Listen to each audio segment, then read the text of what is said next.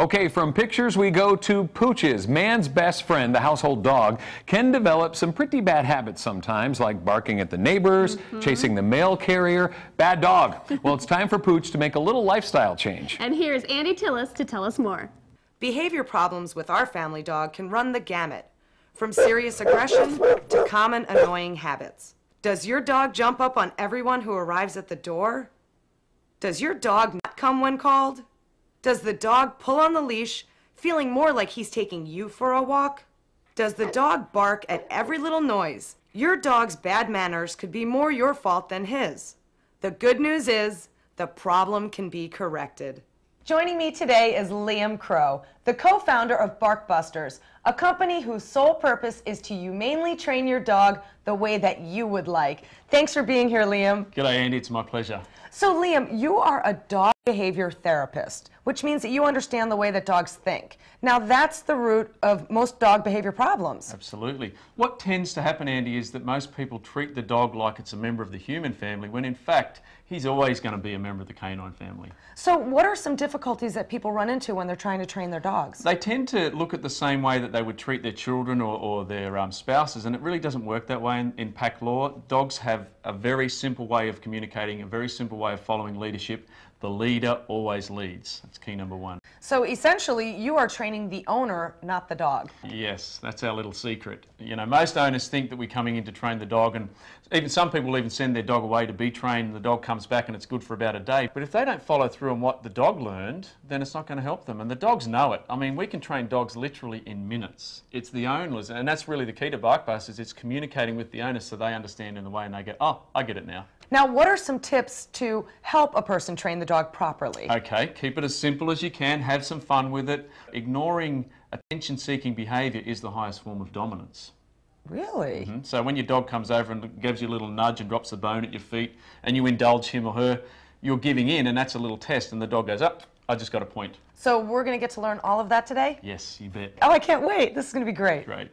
Liam, I'd like to introduce you to our homeowner, John, and his dog, Keaton. G'day, John. Pleasure. Nice meeting you. G'day, Keaton. So, John, what are some of the behaviors that you'd like to correct in Keaton?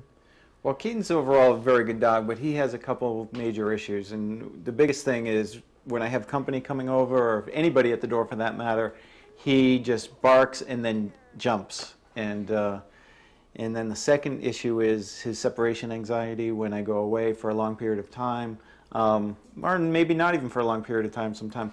He tends to eat pillows or comforters or things like that. He's gotten better at that, but it's still an issue once in a while. We've got the destruction. What about barking?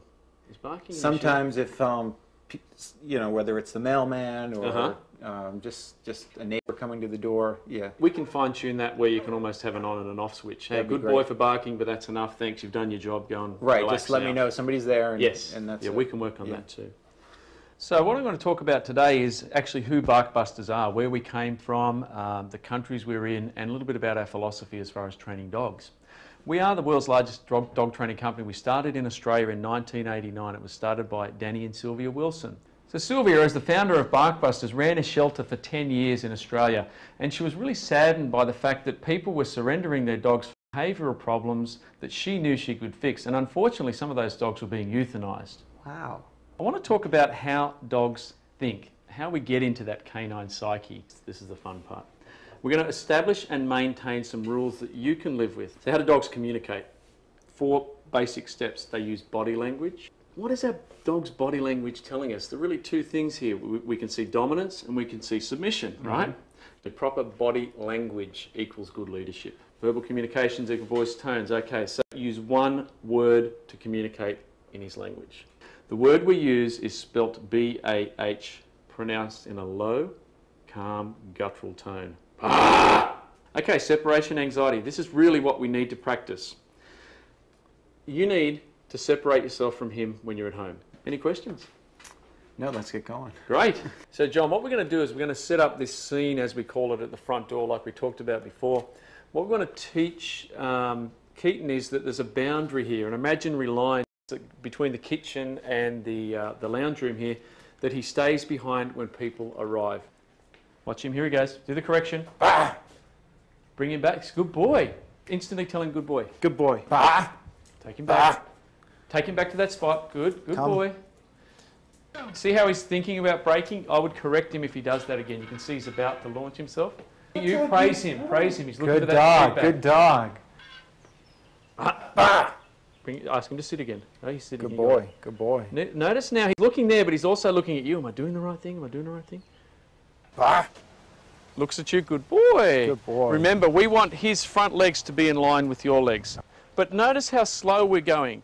By going slow instead of running, it's actually mentally stimulating him because he's got to focus on you. I'll let you take him again. Praise him. Come here, boy. Praise him. Good Lots boy. of praise. Tell him he's good. Good boy. Good boy. Oh, you're Stand tired. up. Stand up. Love on him. Good dog. Good And ask him dog. to sit. Sit. Good boy. Liam, that was some great information. I really learned a lot, and I thank you so much for being It's been here. a pleasure to be here, Andy. Thanks for having me. Thank you. And to all of you, I hope your space is now a better one for you and your dog. I'm Andy Tillis for Designing Spaces. Okay, with everything we've seen on today's show, there's plenty to put on Dad's wish list or to give as a special gift. Exactly. Well, it sounds like we're done with this edition of Designing Spaces. Yes, we are, but thanks so much for joining us today. I'm David Jones, and have a great Father's Day. And I'm Debbie Marie. Goodbye, everyone. Yeah, so I try to get you the massager, but Put it on the list. Put it on the list.